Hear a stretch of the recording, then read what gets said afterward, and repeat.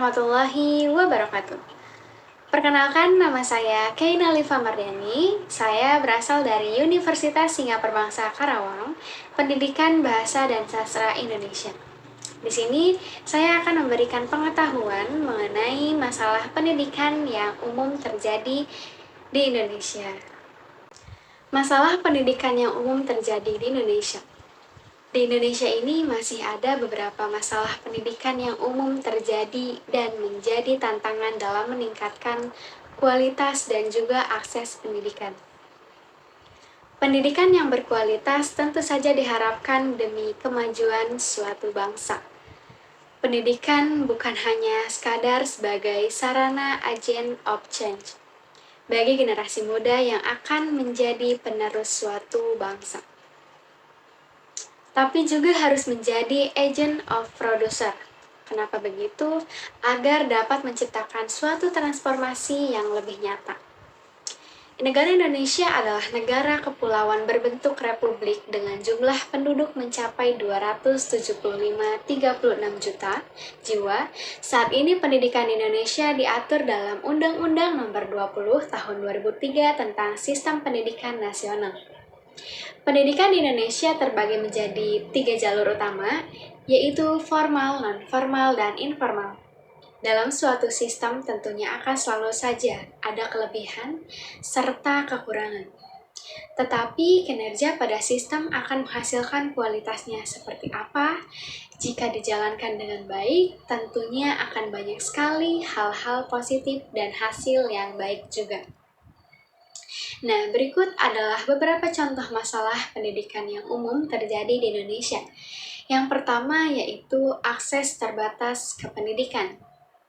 Masih banyak anak di Indonesia yang menghadapi kesulitan dalam mengakses pendidikan, terutama di daerah terpencil, pedalaman, atau komunitas yang sulit. Jarak yang jauh antara tempat tinggal dengan sekolah, kurangnya sarana transportasi, dan juga minimnya infrastruktur pendidikan di daerah-daerah tersebut, hal itu menjadi hambatan bagi akses pendidikan yang merata. Masalah yang kedua yaitu ketimpangan pendidikan. Ketimpangan pendidikan antara daerah perkotaan dan juga pedesaan, serta antara kelompok sosial ekonomi, masih menjadi masalah serius di negara Indonesia.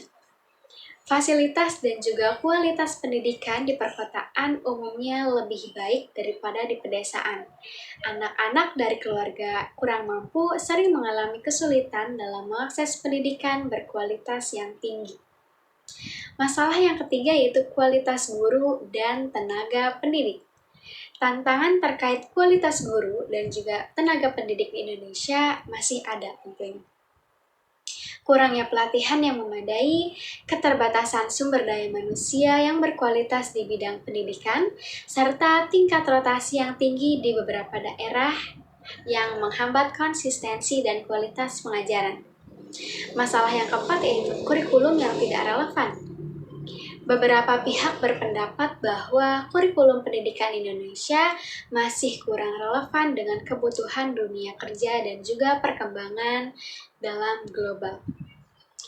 Terlalu banyak muatan teori dan juga kurangnya pemberdayaan keterampilan praktis dapat menghambat siswa dalam mengembangkan keterampilan yang relevan dan juga aplikatif. Masalah yang kelima yaitu kualitas fasilitas dan infrastruktur. Banyak sekolah di Indonesia masih menghadapi masalah terkait fasilitas dan juga infrastruktur yang tidak memadai. Hal ini termasuk keterbatasan ruang kelas, laboratorium, perpustakaan, akses internet yang terbatas, dan sanitasi yang buruk. Kekurangan ini dapat mempengaruhi pengalaman belajar siswa dan kualitas pendidikan yang diberikan. Masalah yang selanjutnya yaitu kesenjangan digital. Kesenjangan akses terhadap teknologi informasi dan komunikasi yang memadai masih menjadi masalah di negara ini. Tidak semua siswa memiliki akses yang sama terhadap perangkat komputer, internet, ataupun sumber daya digital. Hal ini dapat mengakibatkan kesenjangan dalam kemampuan mengakses informasi dan juga pembelajaran online. Masalah selanjutnya yaitu kualitas ujian dan juga evaluasi. Sistem evaluasi dan ujian di Indonesia seringkali menjadi perdebatan. Terkadang, evaluasi yang terlalu fokus pada tes standar nasional dapat mengabaikan perkembangan holistik siswa dan metode evaluasi alternatif yang lebih inklusif. Pemerintah Indonesia dan pemangku kepentingan pendidikan terus berupaya mengatasi masalah-masalah ini melalui berbagai program dan juga kebijakan.